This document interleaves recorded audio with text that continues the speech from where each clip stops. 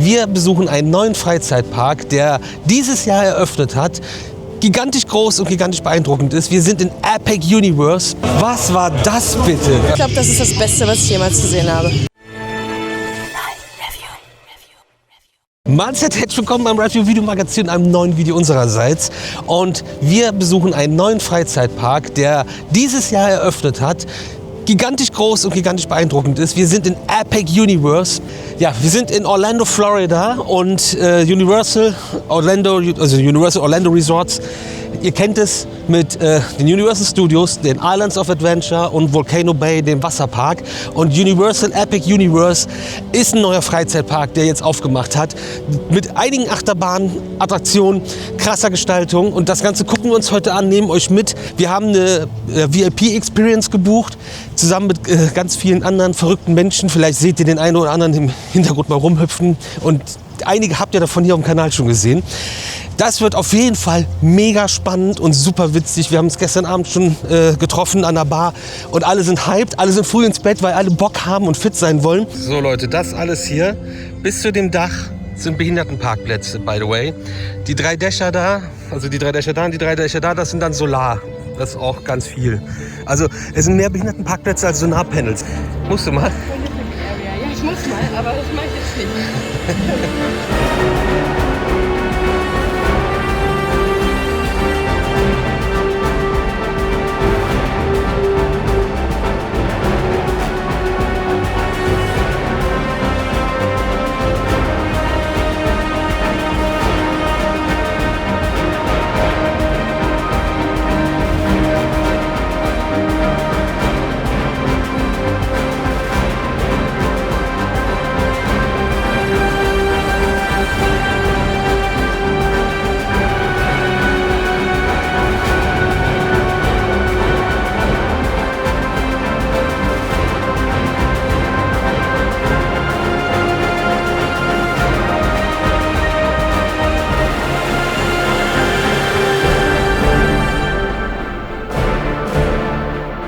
So, wir sind gebordet. Nehmen Sie Platz. Das ist übrigens derjenige, der das zu verantworten hat, dass wir das hier machen und diese Tickets hier um uns haben. Und unser Guide hat uns jetzt sind wir erstmal ins Oak, wie heißt das eigentlich richtig? Oak Tavern. Oak Tavern, das ist hier ein Lokal, da haben wir jetzt unser Frühstück geordert, das kommt jetzt gleich. Das sieht richtig schick hier aus. Wir sind also durch den halben Park jetzt quasi gegangen, auch sehr beeindruckend. Und jetzt kriegen wir alle unser Frühstück und danach geht's los und wir erkunden den Park.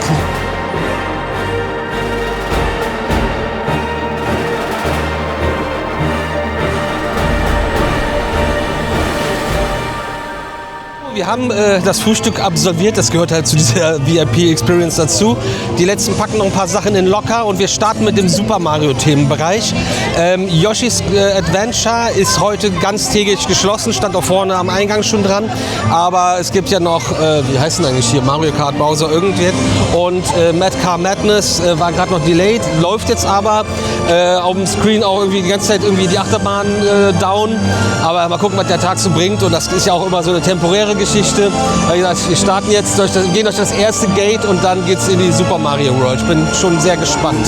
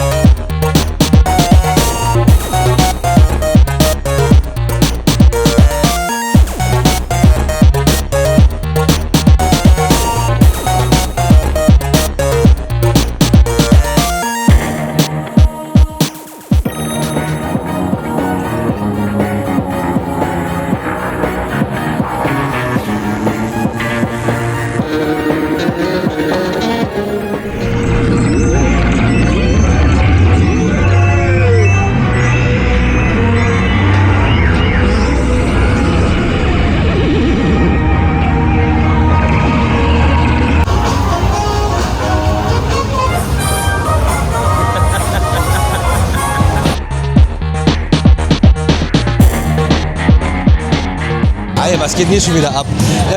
Ja, wir sind den ersten Ride gefahren und waren bei Super Mario Kart. Bowser's irgendwas. Ich krieg den Namen nie komplett zusammen. Steht jetzt auch nicht irgendwie ersichtlich darüber, dass ich das sehen könnte. Mario Kart, Bowser, irgendwas. Das ist natürlich klein geschrieben. Ein paar fahren jetzt gerade nochmal. Aber da waren wir uns alle einig. Volle Reizüberflutung. Der Ride sieht geil aus. Das Augmented Reality funktioniert richtig geil. Das Schießen ist auch irgendwie noch cool, aber das alles zusammen ist viel zu viel. Man wird sich das lieber in Ruhe mal angucken, was da alles zu sehen ist. Aber crazy Ride, der echt lang ist. Und wir haben das ja in Japan schon mal gesehen. Deswegen war das jetzt nicht so heftig überfordernd, aber es ist trotzdem überfordernd. Und wir waren jetzt im O-Ton, waren sich alle einig, viel zu viel auf einmal. Gut, ich frage mich übrigens, wo jetzt Mad Car Madness hier ist, weil da habe ich Bock drauf.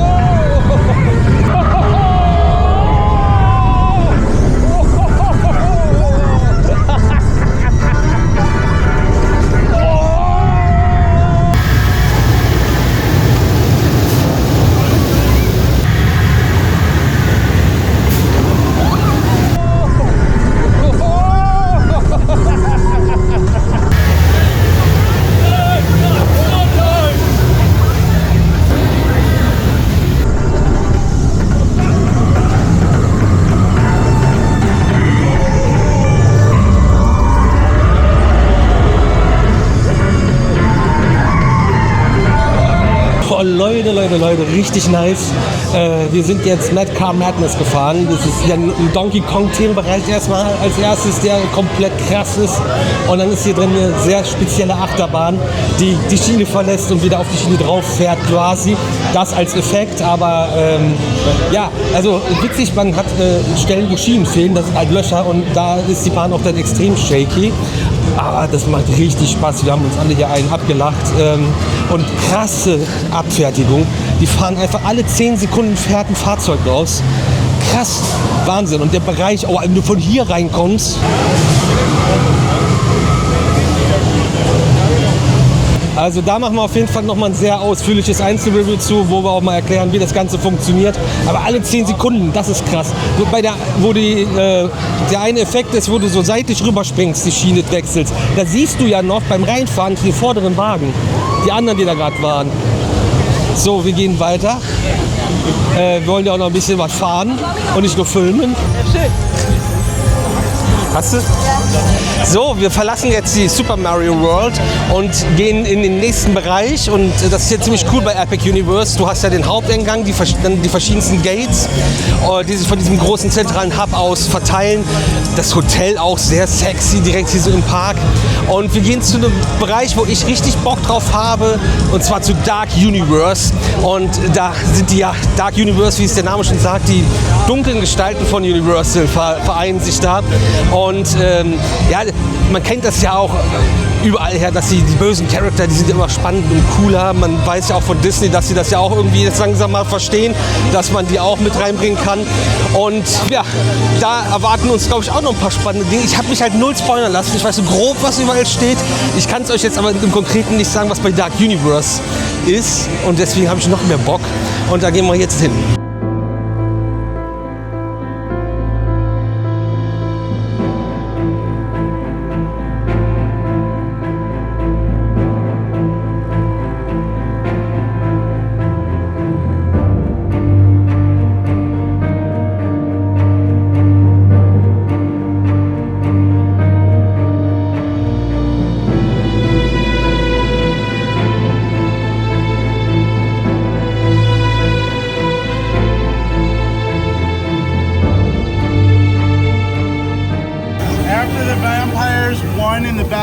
Wir fahren jetzt mit Frankenstein. Das ist ein Dark Ride, so wie... Ist das nicht Monsters Uncharted? Keine Ahnung. Das weiß ich leider nicht. Es kann auch sein, dass es Monsters Uncharted ist.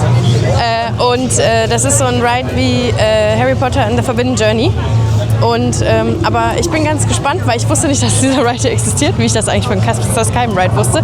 Aber von den Achterbahnen habe ich schon mal gehört, aber eben von so einem Dark Ride keine Ahnung. Deswegen bin ich total gespannt, weil es ist, glaube ich, richtig cool. Also dieses Schloss hier, für mich das bessere Disney Castle, weil ich mag den Style total gerne.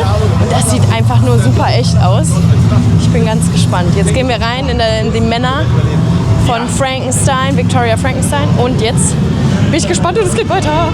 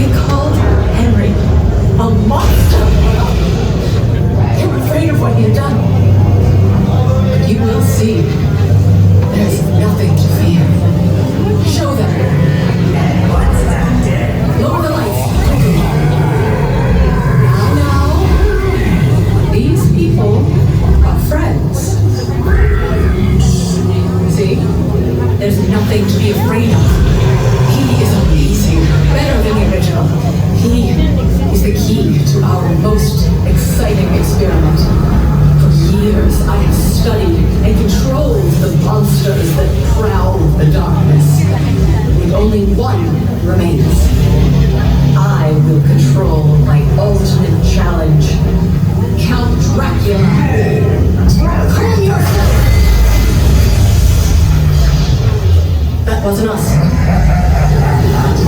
Silence, creature. I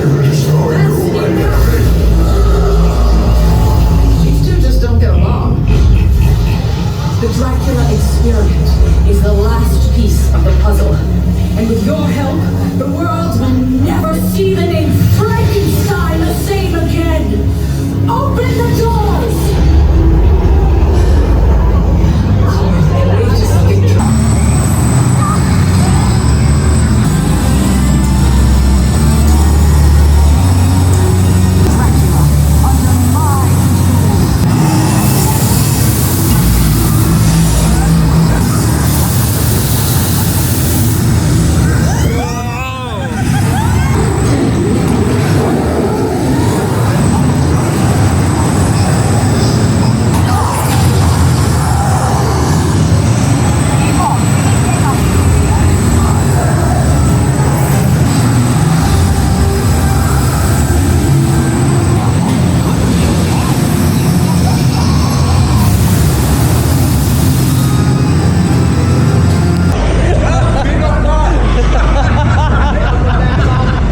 Alter Schwede.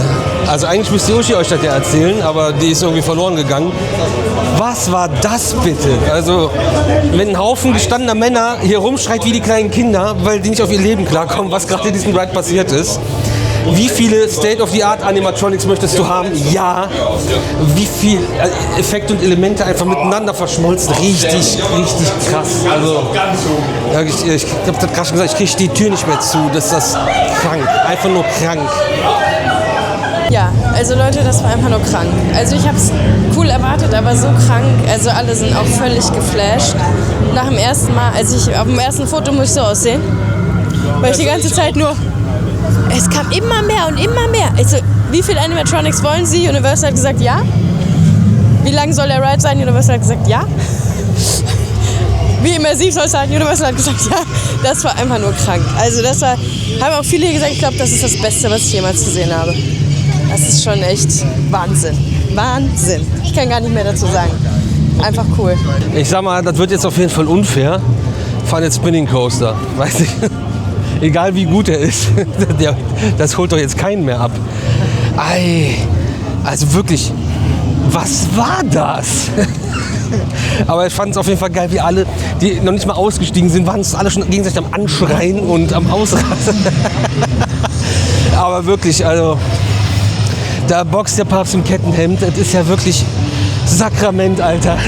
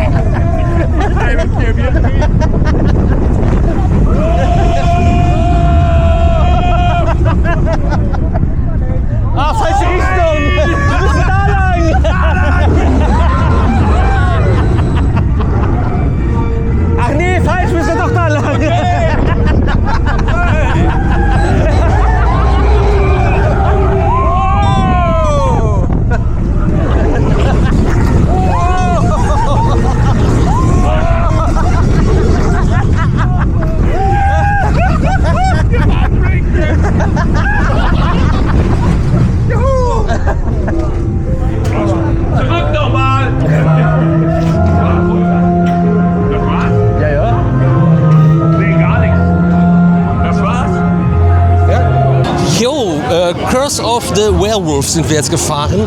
Auch hier in dem Monsters of Universal, was weiß ich, in diesem richtig coolen, düsteren Bereich. Muckride Spinning Coaster, gelaunchter Spinning Coaster mit Pendel Lounge und allem Pipapo. Echt cool und solide, aber jetzt nach dem Ride gerade, da passiert nicht so viel und aber fährt super smooth, also wirklich unfassbar smooth. Ist aber komplett eingezäunt, weil du deinen ganzen Kram mitnehmen musst. Das sieht jetzt nicht so schön aus. Sieht ein bisschen aus, weiß ich nicht, wie eine Spielplatzrutsche, die nicht fertig gebaut ist oder so. Und ich glaube, jetzt geht es zum Lunch, aber ich bin mir nicht sicher. Aber waren jetzt alle so, ja, es macht Spaß, ist cool, aber da hat Universal gerade selber ein bisschen arg vorgelegt. Ja, das seht ihr hinter mir lang eiern. Ich glaube, ich stehe schon in Fahrtrichtung, wo wir lang müssen. Ja, schauen wir mal.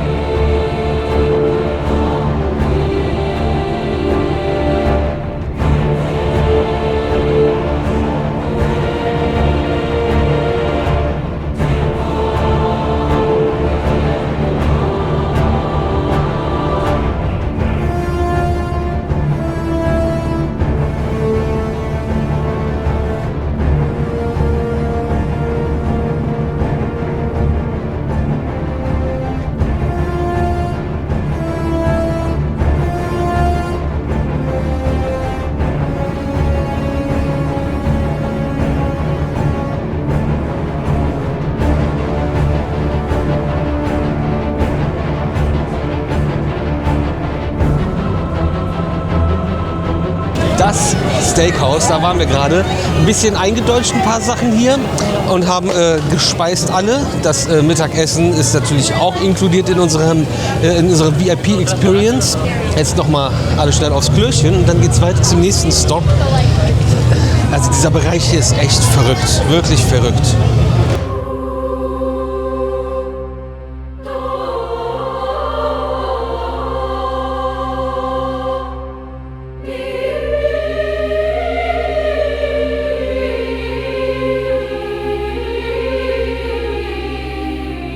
Also so wie das jetzt aussieht, geht es zu Drachenzähmen leicht gemacht jetzt für uns als nächsten Bereich.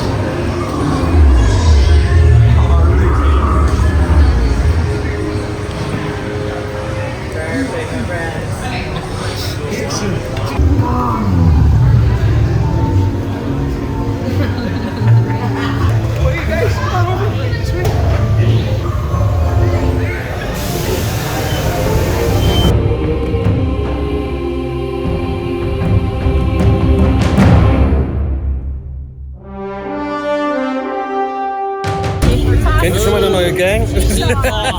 What about the...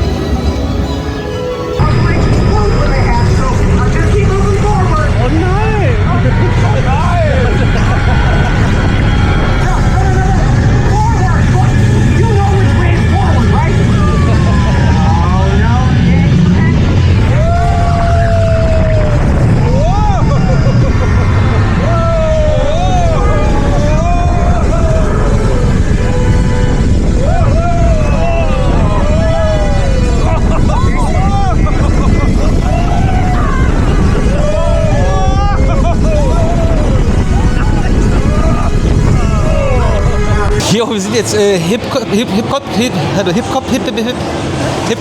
wie heißt der? Hiccup. Wie der Schluck Hiccups Wing Glider gefahren. Intamin Multi-Launch Coaster. Wie witzig ist das denn? Ich habe gedacht, das ist so ein bisschen family-friendly, aber du hast so eine Acceleration Knife. Also der Abschuss ist voll intensiv. Cooles Layout, viele S-Curves, Twisted Airtime Hills. Und bleibst nochmal stehen auf der Strecke, fährst nochmal ein Stück zurück. Hast dann Dark Ride, also einen Showpart, und dann wird nochmal durchgelauncht. Auch schön lang unterwegs. Ey, die Leute haben Spaß. Der Zug sieht mega aus, Station sieht mega aus, der Bereich sieht mega aus. Bevor wir das gerade gemacht haben, sind wir übrigens auch beim Splash Battle gewesen. Vielleicht habe ich mich da ein bisschen gedrückt. Vielleicht hat das den einen oder anderen gestört, man weiß es nicht.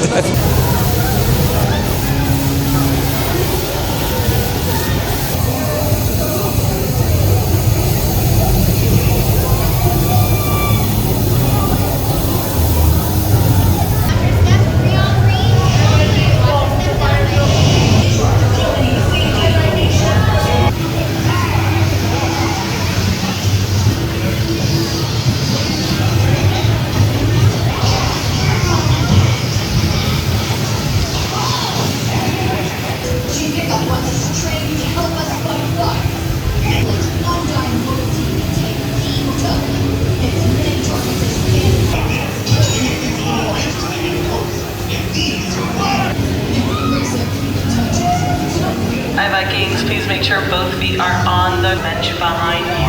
Thank you.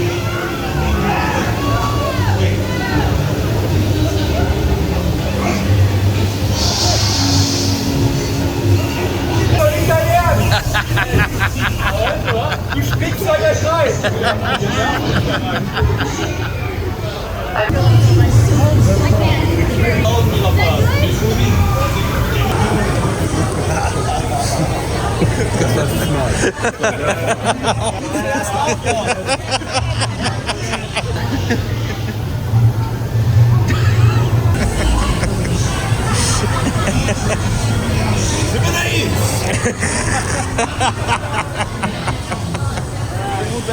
Sehr schön.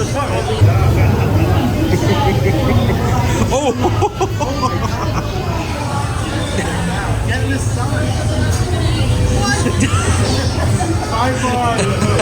So, wir haben nochmal einen Stop gemacht. Die haben ja hier bei Universal sich gedacht, wir brauchen Gerstlauer Skyfly. Dann haben die, ach so, da passt nur 12, 16 Leute rein, 12.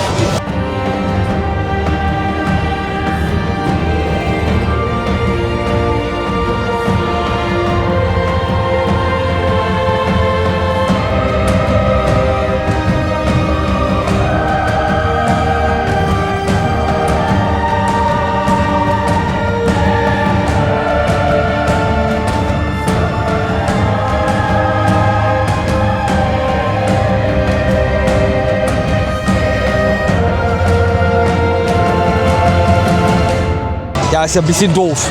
Kaufen wir zwei. Stehen zwei nebeneinander. Hat ein Teil der Gruppe jetzt gemacht, weil wir natürlich auch gerade einen Stopp gemacht haben. Und jetzt gehen wir zu zwei weiteren Achterbahnen, und zwar Stardust Racers von Mack Rides.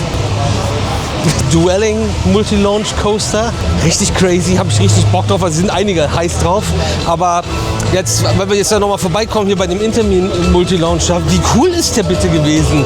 Und die Stelle hier kann man auch noch schön filmen. Das habe ich leider noch nicht getan. Das werde ich wahrscheinlich erst tun können, wenn es dunkel ist.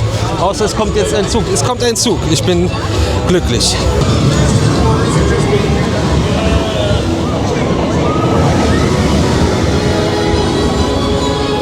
Was eine tolle Bahn, also die hier ist richtig gut. Ja, und jetzt gehen wir zu Stardust Racers und alle sind hyped. Aber wir knubbeln uns schon wieder. Ich glaube, wir machen ein Foto, oder? Oder warum stehen wir hier so? Right over there.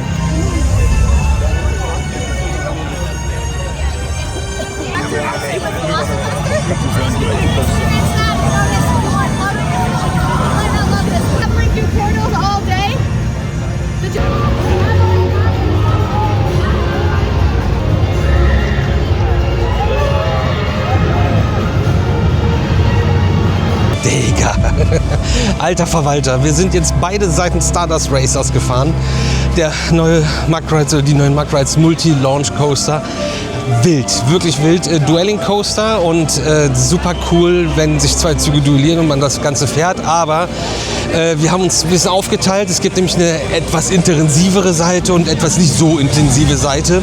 Und die einen so direkt volle Pulle und die anderen sind dann, ich fange lieber ein bisschen seicht an. Das witzigerweise irgendwie in der Summe gleich viele Leute jeweils auf jeder Seite, ohne dass das abgesprochen war. Das war ziemlich witzig. Und Alter, die Elemente, wenn man sich übereinander dreht und die anderen sieht, das ist halt, wenn man sich kennt, noch viel witziger und macht so viel Spaß. Und jetzt gehen wir weiter zum nächsten Highlight, glaube ich. Und zwar fehlt auch noch Harry Potter, glaube ich. Und da müssen wir jetzt auch noch hingehen. Das geht hier Schlag auf Schlag, aber dafür rushen wir natürlich auch überall durch und können alles direkt machen und uns reinziehen. Ja, es geht weiter, ich gehe mal zuhören.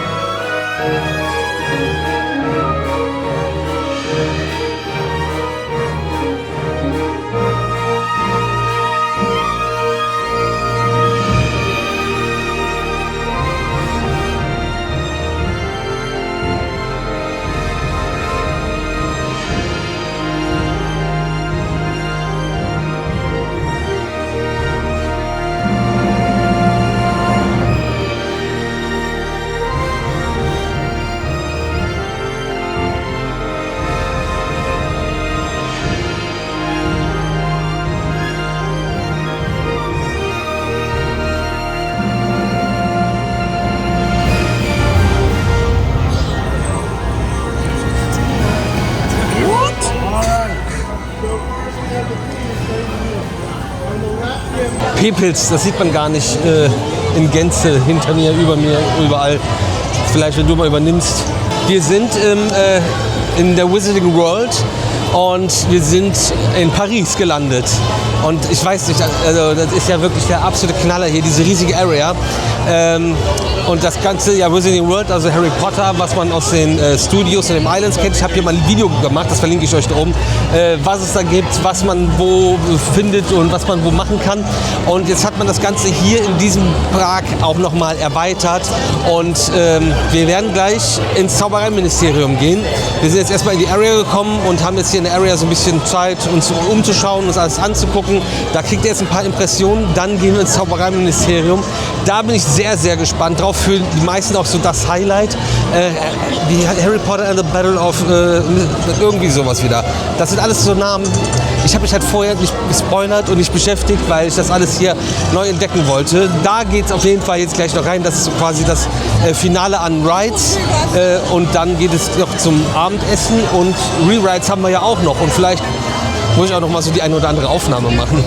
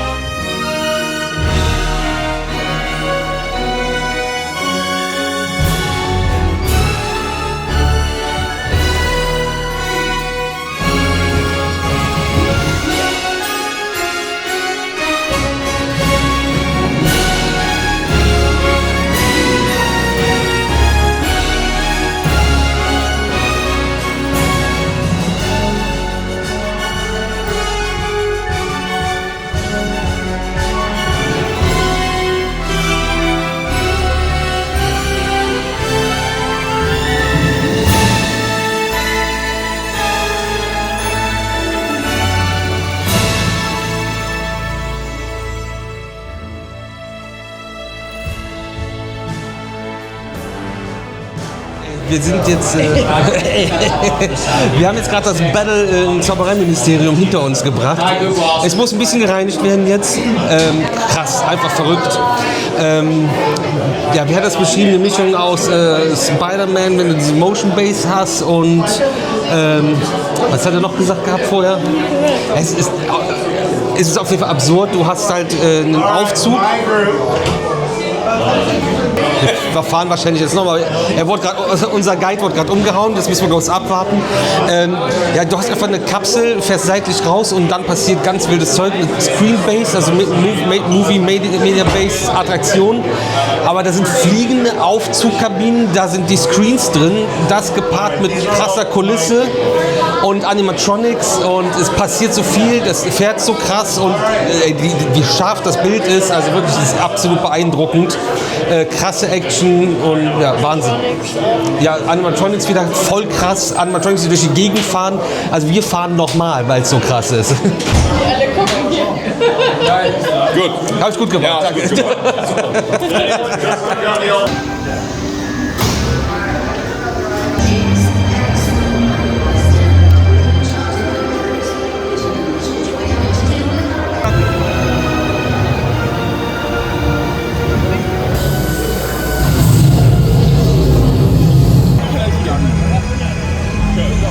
Die gehen jetzt, glaube ich.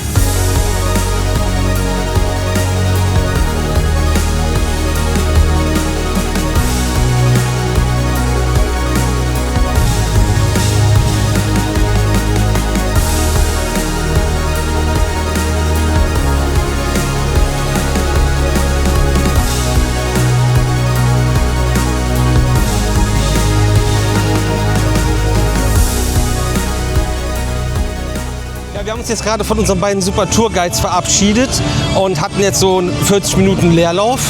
Also nicht Leerlauf, sondern freie Parkzeit. Und sind jetzt im unfassbar schönen Sonnenuntergang nochmal Stardust Racers gefahren. Also wir zwei in der Front Row. Mega.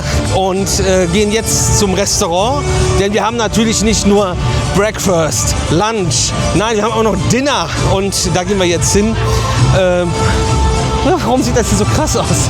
Es sind einige Leute, die machen es richtig, die sind jetzt auf dem Zimmer und residiert. Nee, da wird Fernsehen geguckt. Alter, ich würde den ganzen Tag aus dem Fenster gucken. Auf dem Park.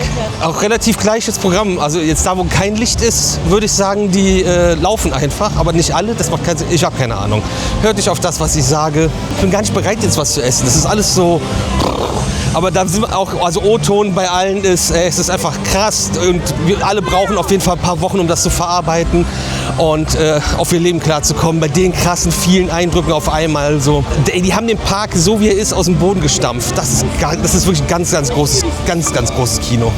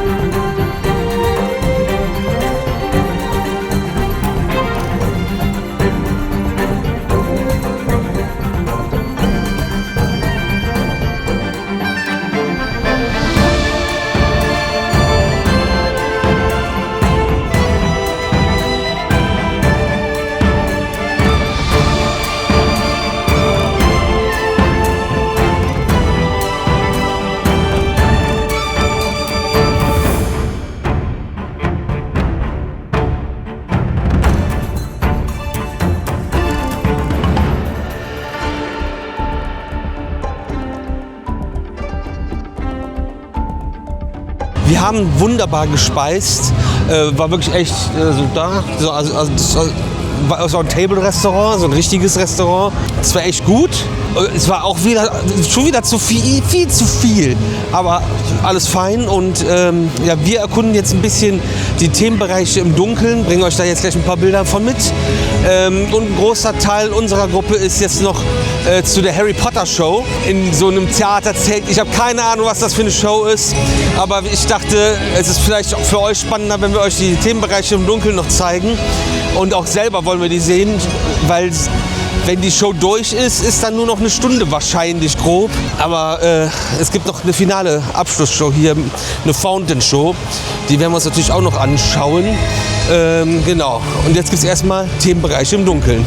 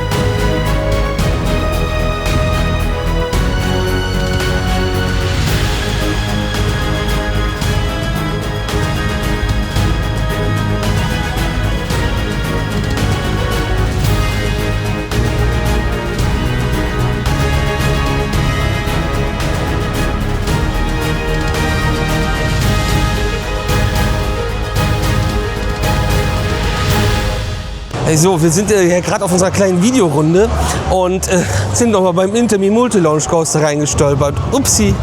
Voll gut. Ich habe gerade schon gesagt, überall anders wäre das Ding der absolute Wahnsinn. Ist auch hier der absolute Wahnsinn, aber würde auf jeden Fall mehr scheinen. Locker gibt es hier auch und man muss hier zum Beispiel seinen ganzen Kram abgeben. Die Locker kosten aber kein Geld. Stardust Racers das gleiche, da muss auch alles in Locker. Ich glaube, bei Monsters war das auch so und irgendwo anders war das auch. Aber also bei Monsters haben wir ja im Family Room, hat unser Guide auf das Zeug aufgepasst. Auf jeden Fall ist das hier so, dass dann vorm Einstieg quasi das Zeug in die Locker kommt. Und ihr habt dann nicht irgendwie euer Ticket, was gescannt werden muss oder irgendwas ähnliches, sondern das ist ja cool. Das ist eine Handtasche. Die ist ja cool. Schnell raus hier. Sondern das macht man hier mit seinem Gesicht.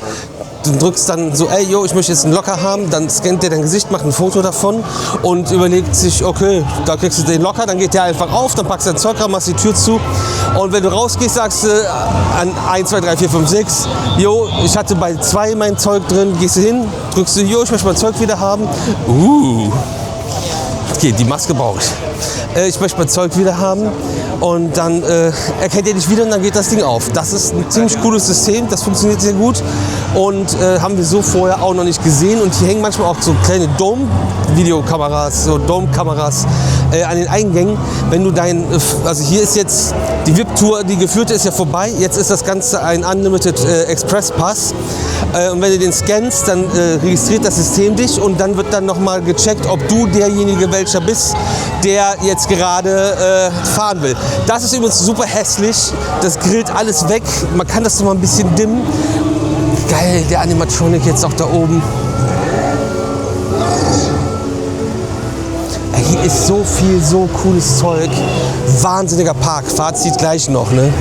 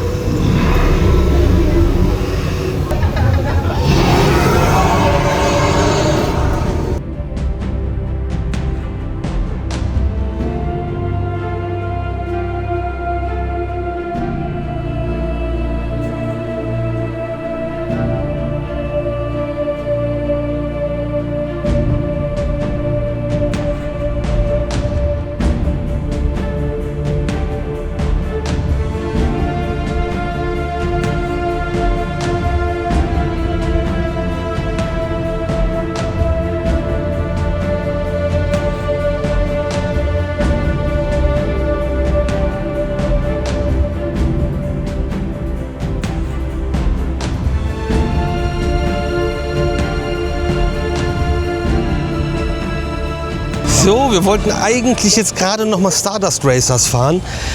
Standen auch schon drin und dann ist die Kiste gerade down gegangen und ja, war jetzt gerade, läuft gerade nicht, dauert einen Moment. Und jetzt kam schon die Durchsage, läuft gerade nicht, dauert noch was länger. Und ja, damit fahren wir das Ganze letztendlich nicht noch mal im Stockdusteren, sondern nur im sehr schicken Sonnenuntergang gefahren. Wäre ich gerne noch mal im Dunkeln gefahren. Vor allem dann noch mal hinten und nicht in der Front. Also die Bahn, die ist halt hinten durch diese Interaktion total geil. Aber die Aussicht jetzt war vorne natürlich auch mega. Und ich suche jetzt schon mal ein Plätzchen für die Closing Show. Die sollte man sich wohl auch hier angucken und die ist ja rund um diese Lagune hier. Und das ist dann jetzt gleich der krönende Abschluss. Wahnsinniger Freizeitpark, der einfach dieses Jahr so aus dem Boden gestampft, also ein paar Jahre länger, aber so aus dem Boden gestampft wurde mit unfassbaren Attraktionen. Also mit einem neuen Park in Orlando an den Start gehen, muss ja was liefern und das haben sie hier auf jeden Fall gemacht. Ey, das muss man jetzt erstmal alles sacken lassen. Einzelreviews zu wahrscheinlich fast allen Sachen, die wir gefahren sind, wird es hier auf dem Kanal demnächst auch noch geben. Krass, einfach krass und wirklich atemberaubend, was die hier geschaffen haben und was das für ein wahnsinniger Park mit wahnsinnigen Attraktionen ist. Ich bin wirklich massiv begeistert und ja, krass, einfach Wahnsinn, wirklich unglaublich, was hier alles steht. Man kann gespannt sein, was die Zukunft so bringt. Das ist auf jeden Fall eine Ansage an den Wettbewerb hier in Orlando. Da hat Universal auf jeden Fall ein richtiges Brett hier hingestellt. Holla die Waldfee. Aber jetzt bin ich noch gespannt, Closing Show, was da passiert. Wer Uschi vermisst, die ist im Shop.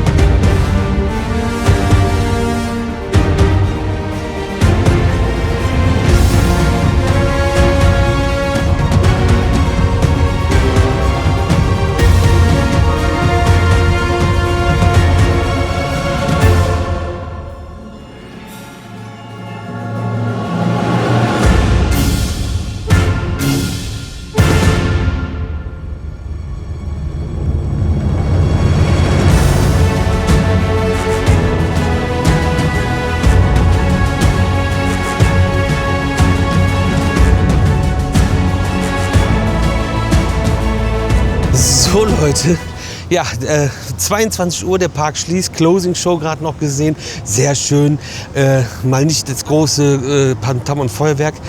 Dieser VW Atlas da hat eine sehr coole Frontbeleuchtung und zwei coole Leute, die da drin sitzen. Ja, super nice Truppe, super Park einfach. Wir waren jetzt bei diesem Trip auf jeden Fall nicht das letzte Mal da. Wir werden aber keinen Fully Day nochmal haben, werden aber trotzdem nochmal hier wiederkommen. Werdet ihr in diversen Videos sehen. Und ja, das war jetzt unser Erstbesuch bei Epic Universe oder Universal Epic Universe, der neue Freizeitpark hier in Orlando, Florida, in den USA. Holla die Waldfee, eure Meinung zu Epic Universe gerne in die Kommentare. Vielleicht gibt es auch so ein paar Sachen und Fragen, da können wir dann in den Einzelreviews drauf eingehen. Also auch da gerne mal, wenn ihr zu einzelnen Attraktionen Anregungen oder Fragen habt, bringen wir gerne mit rein.